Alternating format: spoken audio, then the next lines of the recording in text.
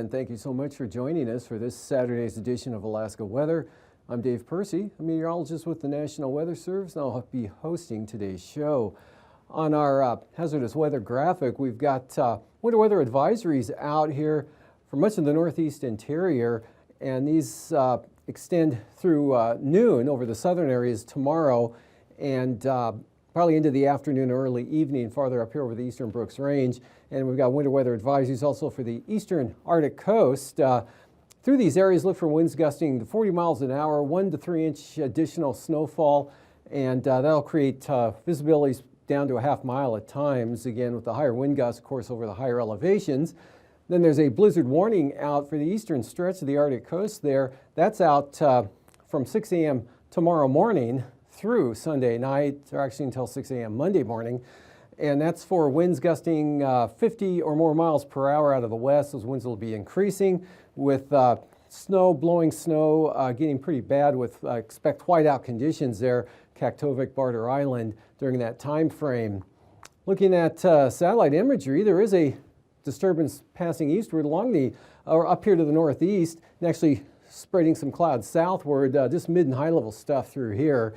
With the snowfall back along the Arctic coast, light snowfall up there, and more snowfall back to the northwest here. Anywhere from 1 to 3 inches falling here through the north central interior with that feature over the last 12 to 24 hours. And winds 15 to 30 miles an hour, currently creating some areas of blowing and drifting snow on the central and eastern Arctic coast, and then improving back here to the west.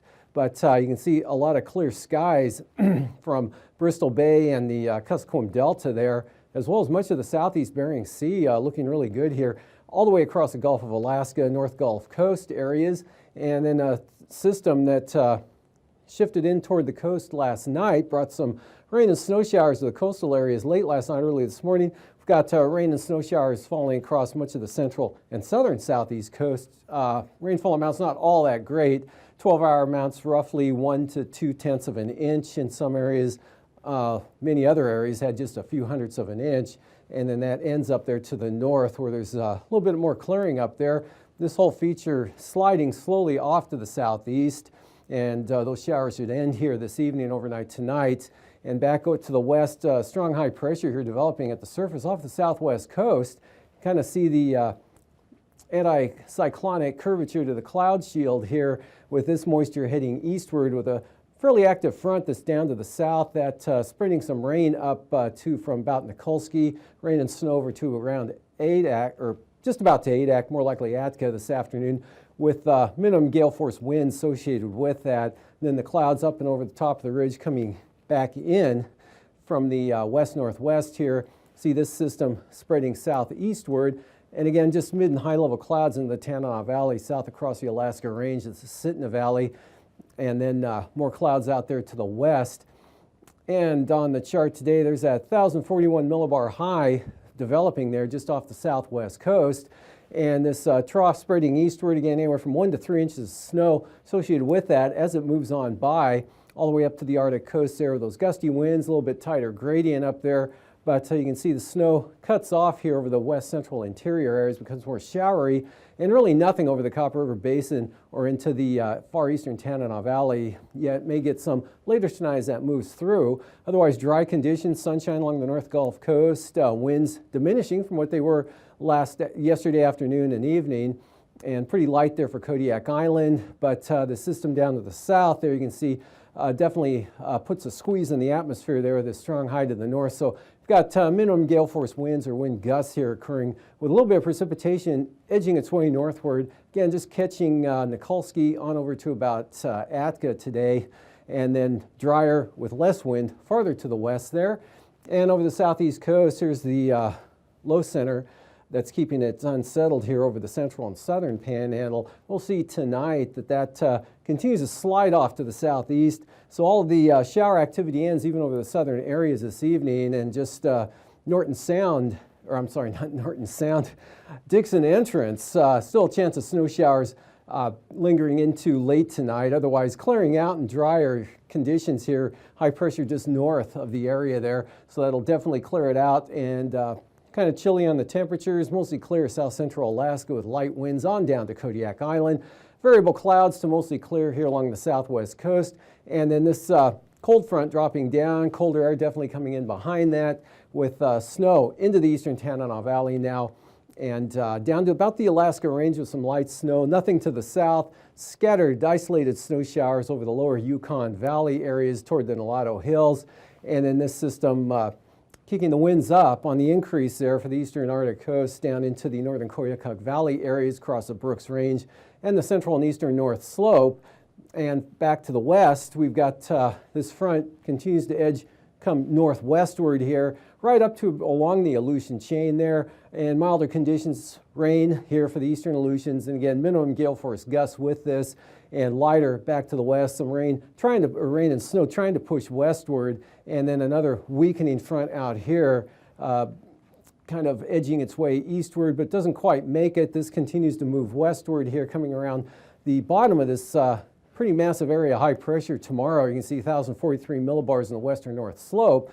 So that's going to improve conditions there with much lighter winds into the central coast, but still that blizzard warning out for the eastern Arctic coast kicks into effect tomorrow. You can see conditions deteriorate markedly here as you head east over toward Kaktovik and Barter Island. And then less in the way of snow here. Most of this moisture shifting off into Canada, but snow showers will linger due to the northeasterly flow upslope areas of the Alaska Range here. And Copper River Basin, just some clouds. And then clear skies again for the North Gulf Coast, south central Alaska, mostly sunny, as well as Kodiak Island, the Alaska Peninsula, Bristol Bay. May even see some sunshine at times with the Pribilos. But again, this front here spread some rain chances up to about False Pass there and into the central Aleutians, and moisture spreading mostly to the west there towards Shimei and Attu. Well, the Bering Sea keeps pretty nice, as well as St. Lawrence Island, high pressure light winds through that area in the Bering Strait, Seward Peninsula, light winds, mostly clear skies. And of course, southeast coast here looking really good. That disturbance now well off to the southeast, so a mostly sunny day coming up. Look for the clouds to increase, so just north of the Chilkoot and White Pass areas there, and as you get that upslope area and a disturbance coming southward will actually increase the snow shower activity with pretty cold air locked in place now. So look for the snow showers to be on the increase. Even a new surface low develops here as an upper trough drops southward into the northeast Gulf.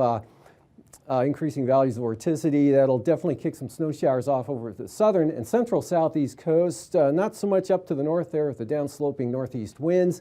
And also another disturbance here will increase the snow showers again over the extreme eastern interior areas from about Eagle across the 40-mile country to the north slopes of the eastern Alaska Range, and just some clouds spilling in the Copper River Basin. Otherwise, a sunny and chilly day here for the interior areas from the Arctic coast all the way southward there to Kodiak Island. And that front still hung up out over the Aleutians there for areas of rain, but lighter winds.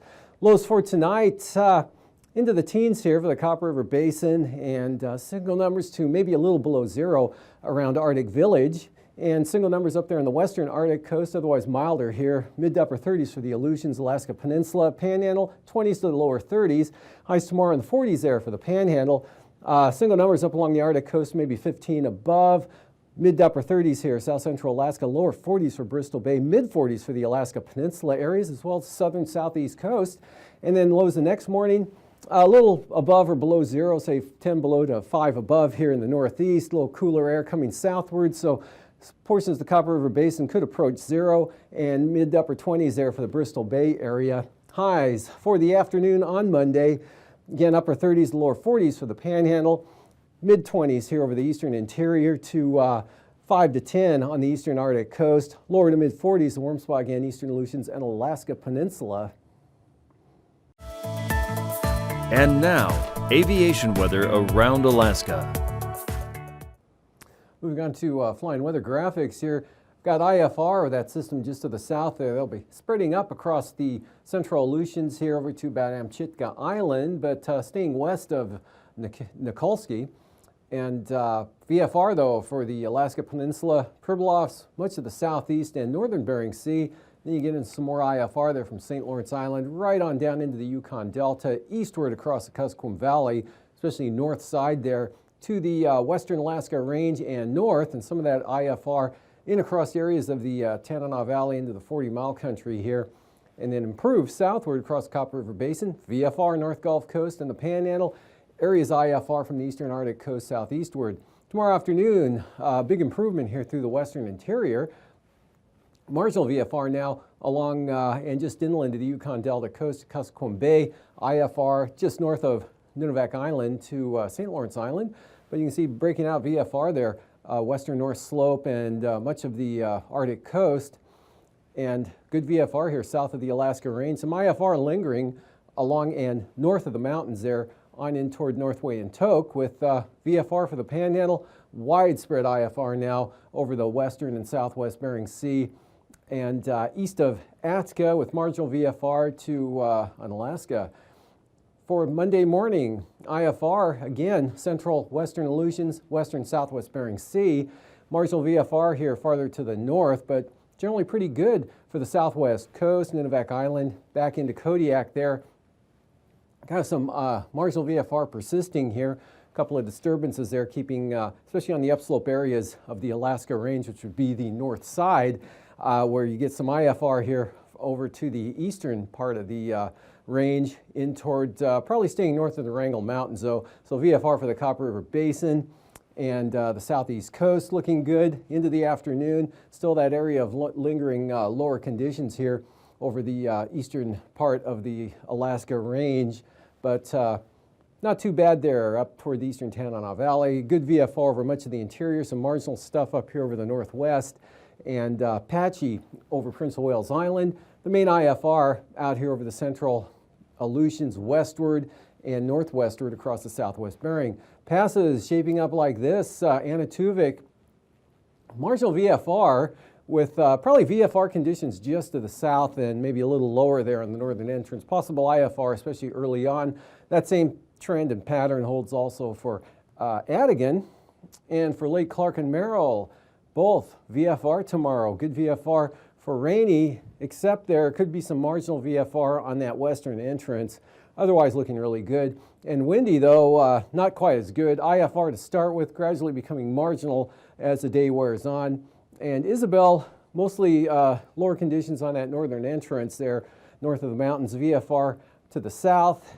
And from Antasta, marginal VFR, looks like some moisture dropping down from the north, so that could go actually IFR during the afternoon. Tanita, though, wide open, VFR. Portage, same forecast, good VFR.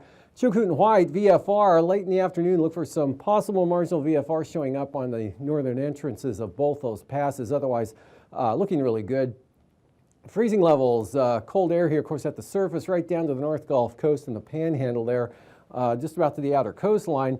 Warmer air aloft here, 8,000 feet to 6,000 feet, Bristol Bay, Kodiak Island, 2,000 feet all the way up to the Bering Strait there. Some warmer air aloft here over the central eastern Bering Sea, then cooling off again farther to the west. Icing threats above about 4,000 feet here with that weakening front sliding eastward. Could bring a chance of some icing in toward Unalaska and Nikolsky, and lingering icing farther to the west. Icing free here over the west and northern Bering.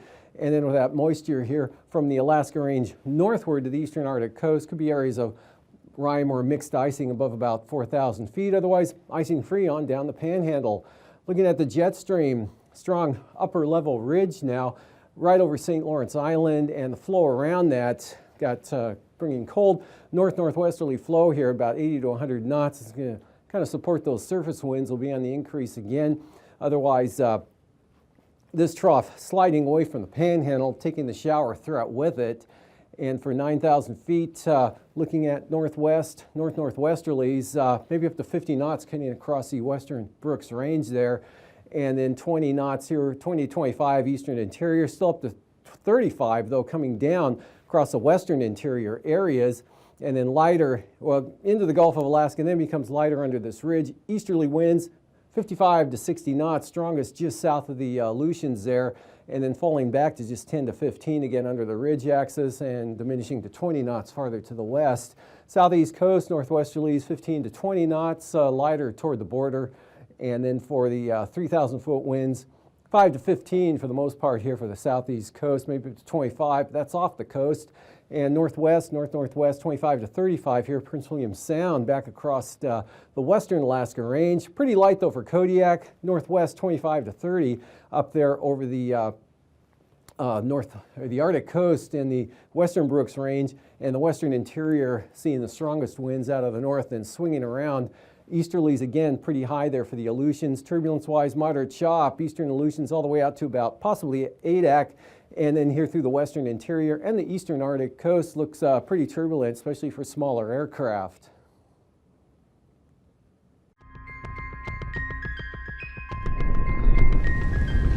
Space weather affects technologies.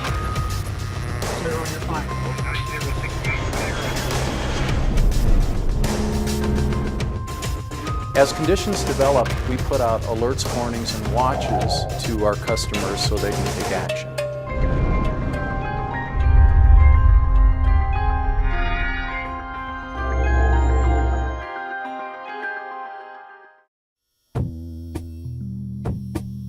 The Space Weather Prediction Center has had a long-standing relationship with the power industry, so they've been aware that solar storms, the geomagnetic storm piece of that, can affect the operation of their systems and induce extra currents and loads on those systems that can either trip those systems offline or in the worst of cases, cause damage.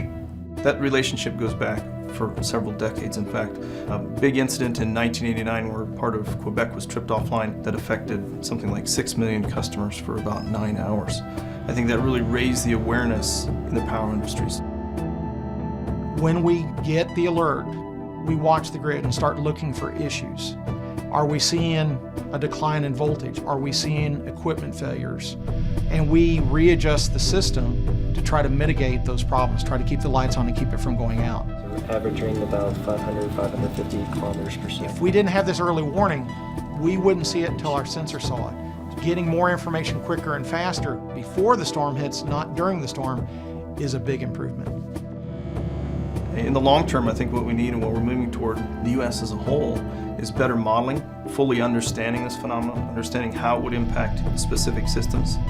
Rather than actually experiencing a storm, we can simulate storms in our software and see what the impact is. We try to get ahead of it. We always plan that if there's an outage, how can we keep the lights on? What's the best process to prevent it? In the end, 5-10 years from now, there's going to be a whole mix of operational procedures driven by what we do on prediction and warning. And then there also will probably be some level of hardware controls to ensure the reliability of the grid.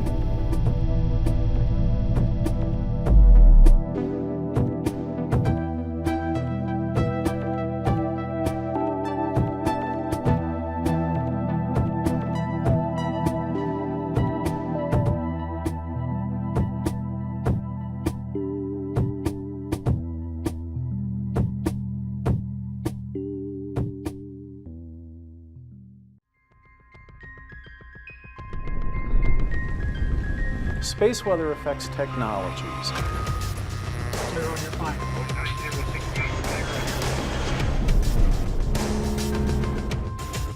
As conditions develop, we put out alerts, warnings, and watches to our customers so they can take action.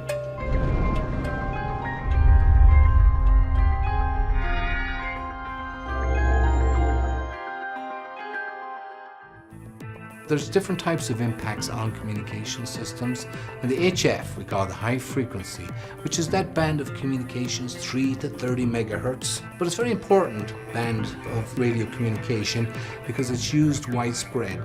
It's used, for example, by the airlines.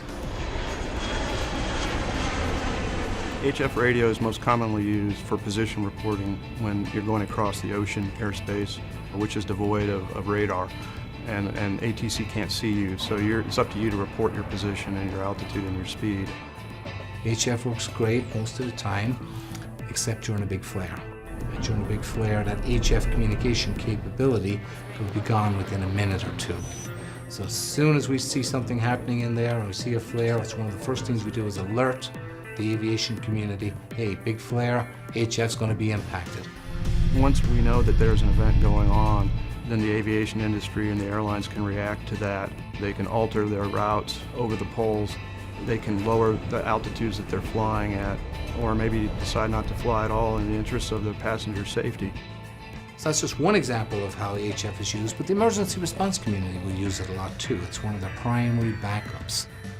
When you've lost connectivity between certain government agencies, it gives you that long-range coverage to talk from out-of-state to federal governments or from the FEMA locations to the state emergency operations centers. So if you've got a big hurricane impact in the coastline, whatever big city, we've got the cell towers down and whatnot, we've got emergency communication folks in there. Those folks are very familiar with space weather and how it impacts their systems.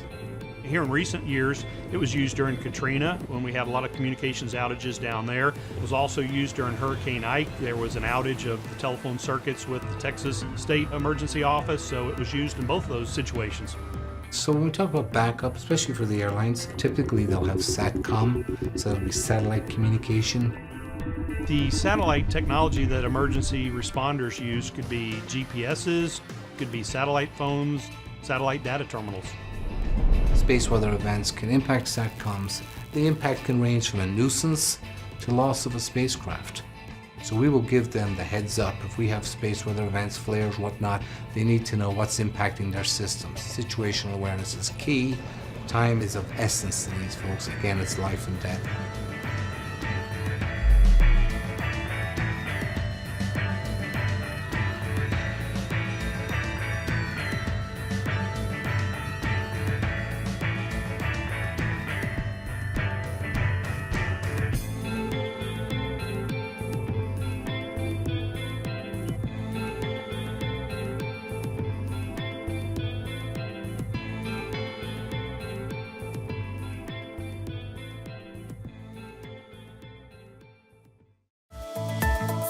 And now, marine weather around Alaska.